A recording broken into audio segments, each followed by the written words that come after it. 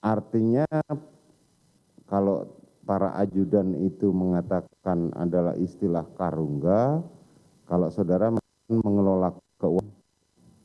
Betul Yang Mulia. Pertanyaan selanjutnya, bagaimana mekanisme orang yang saudara untuk mengelola keuangan tersebut?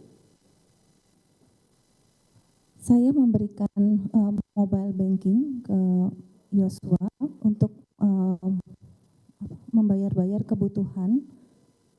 Kalau ada kebutuhan seperti misalnya kebutuhan rumah tangga seperti pembayaran listrik dan lain-lain, ataupun kebutuhan saya bayar. Saudara percayakan pada pengelola keuangan tersebut?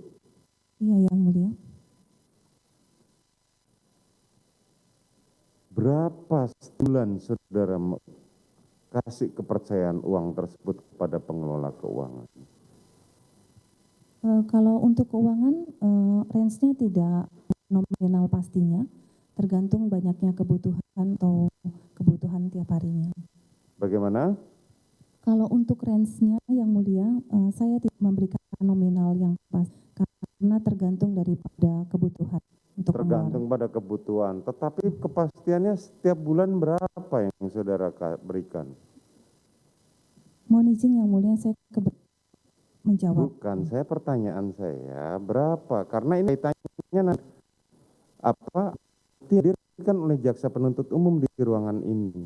Saya tidak bisa memastikan berapa nominalnya Yang Mulia. Saudara tidak bisa memastikan. Oke.